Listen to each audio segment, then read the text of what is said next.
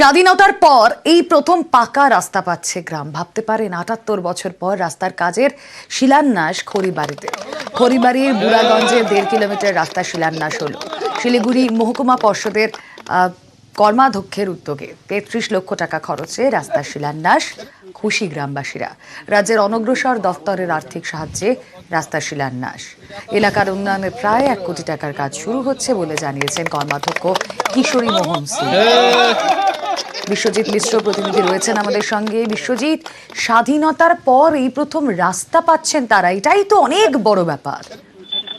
দেখো, বিশাল বড় পাওনা এই গ্রামের বাসিন্দাদের, কারণ প্রায় ৭৮ বছর স্বাধীনতা কেটে গেলেও এই গ্রামে কিন্তু এখনো পাকা রাস্তা পায়নি।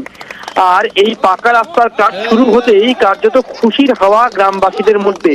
১.৫ কিলোমিটার রাস্তা ৩৩ লক্ষ টাকায় কিন্তু এই কাজ শুরু হয়েছে এবং আগামী ১ মাসের মধ্যে রাস্তার কাজ সম্পূর্ণ হবে বলে এই কর্মাধ্যক্ষ কিশোরী মোহন সিংহ জানান।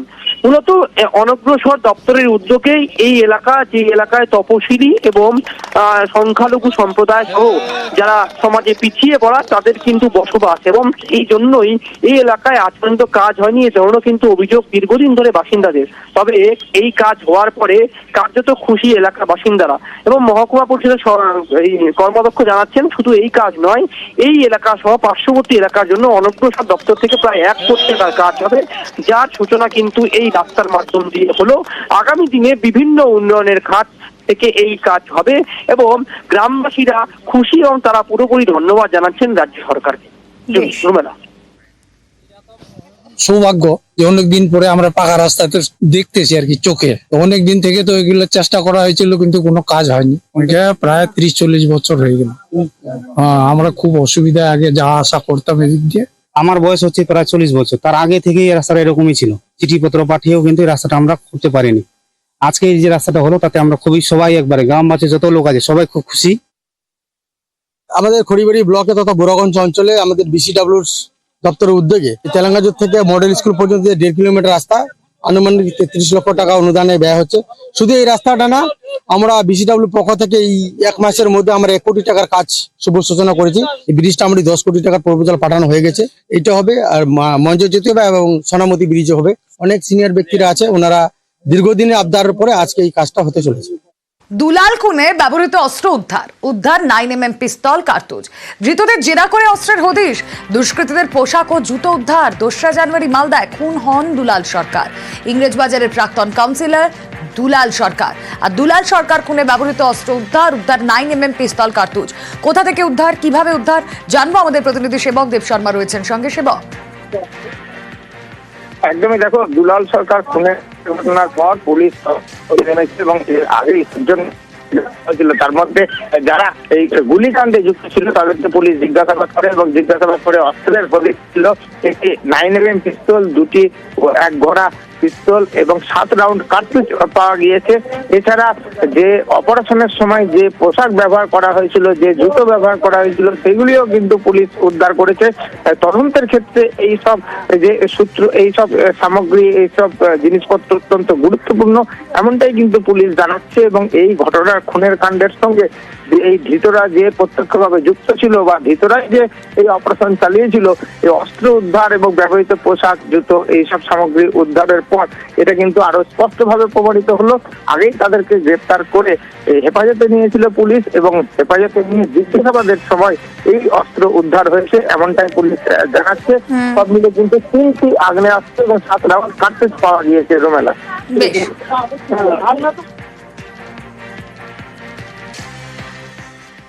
দেখে মনে হবে গাড়ির যন্ত্রাংশের দোকান, কিন্তু তার আড়ালে অস্ত্র কারখানা। বিহারের মধুবনী জেলায় কলকাতা পুলিশের অভিযান আর 2টি আগ্নেয়াস্ত্র কারখানার হদিশ। কলকাতা ও বিহার পুলিশের যৌথ অভিযান, 2টি অস্ত্র কারখানা থেকে গ্রেফতার 4 অস্ত্র কারখানার আড়ালে।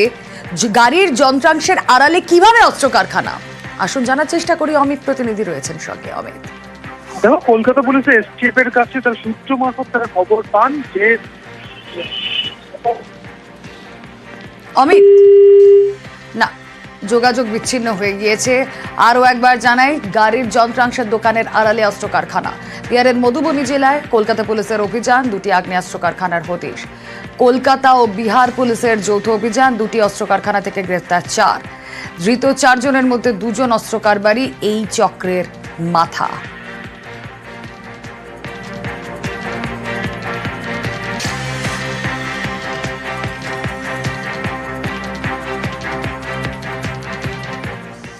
ছিল রং নীল সাদা, কিন্তু রং বদলে গেল, হয়ে গেল গেরুয়া।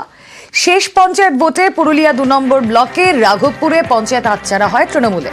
ক্ষমতায় আসে বিজেপি, আর তারপরেই গ্রাম পঞ্চায়েত অফিসের রঙও যায় বদলে। নীল সাদা না, তারপরেই হয়ে যায় গেরুয়া। আর তাতেই আপত্তি জানিয়ে বিডিওকে অভিযোগ তৃণমূলের জেলা পরিষদের সদস্যের। কথা বলবো ইন্দ্রজিৎ, প্রতিনিধি রয়েছেন সঙ্গে। ইন্দ্রজিৎ, আপত্তি জানিয়ে বিডিওকে ঠিক কি মর্মে চিঠি লেখা হয়েছে?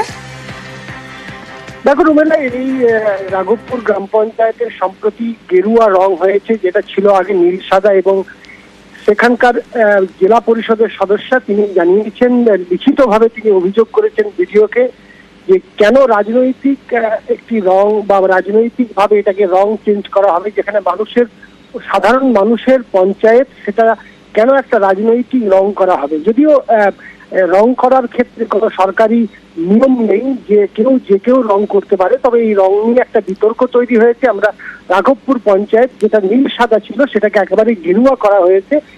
এ বিষয়ে আমরা প্রধানের সাথে কথা বলেছিলাম, বিজেপি পরিচালিত প্রধান। তিনি জানিয়েছেন যে সেটা তাদের সিদ্ধান্ত, এবং তাদের সিদ্ধান্ত অনুযায়ী তারা এই রং চেঞ্জ করেছেন। এই রং চেঞ্জ করা নিয়ে তাদের কোনো অন্যায় বলে তারা মনে করছেন না। অন্যদিকে একেবারেই এই নিয়ে শাসক দল একেবারেই অভিযোগ জানিয়েছে বিডিওর কাছে।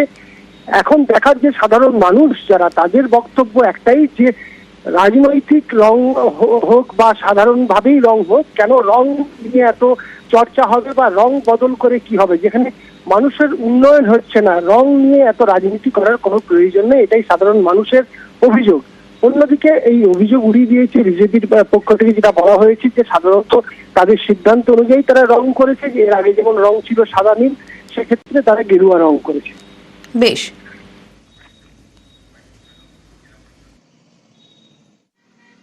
ওরা গেরুয়া রং করে দিয়েছে। আমরা তো কোথাও টিএমসি তৃণমূলের রং করি না, সবুজ। এটা তো জনসাধারণের সবার পঞ্চায়েত। সিপিএম জিতলে লাল হবে, টিএমসি জিতলে সবুজ হবে, এটা তো করা উচিত না। পার্টি হিসাব তো ওটা লয় যে এটা আমাদের পঞ্চায়েত, এটা ওদের পঞ্চায়েত, ওটা তো লয়।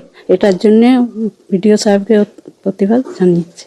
রংটা দেখুন, আমি তো একা বদলাইনি, আমাদের একটা পার্টির যত ইচ্ছে সবাই মিলে আমাকে করে বদলানো করা হচ্ছে, যে রংটা চেঞ্জ করবো। পঞ্চায়েতে কোনো পরিষেবা পাওয়া যায়নি, গেলে কোনো প্রধান কোনো ভদ্রভাবে কথা বলেনি, পরিষেবা পাওয়া যায়নি, খালি রং বদলায় পঞ্চায়েতে। কিছু বললেই বলে মেম্বারদের ইয়ে করো ওই করো, অনেক হেনস্থা হয়, খালি রং বদলায়। গরিব মানুষ পরিষেবা পায়নি পঞ্চায়েতে। আমরা পরিষেবা চাই, আমাদের তো কি দরকার নেই, আমরা সাধারণ মানুষ, আমরা পরিষেবা নিয়েই থাকতে চাই। পঞ্চায়েতে শুধু রঙের উন্নয়ন হয়, মানুষের কোনো উন্নয়ন হয় না, মানুষ কোনো পরিষেবা পায়নি, খালি শুধু রঙের উন্নয়ন হচ্ছে। রাঘবপুর অঞ্চলে খালি রঙেই হচ্ছে, কোনো উন্নয়ন হচ্ছে না। কি করে উন্নয়ন হবে? মানুষের সাথে কেউ থাকছেই নেই, কোনো রঙেই দেখাচ্ছে, খালি শুধু রঙই করছে। হ্যাঁ, পঞ্চায়েতে পরিষেবা পান না আপনারা? না, পঞ্চায়েতে কোনো পরিষেবা নেই। মহেশতলায় বাটানগর হাই স্কুল, শিক্ষকের কীর্তিফাস। স্কুলেরই পুরনো লোহার জিনিস বিক্রির অভিযোগ স্কুলেরই শিক্ষকের বিরুদ্ধে। অভিযোগ স্থানীয়দের, স্কুলের জিনিস বিক্রিতে বাধা দেয় স্থানীয়রা, শিক্ষকের বিরুদ্ধে পুলিশের নালিশ স্থানীয়দের।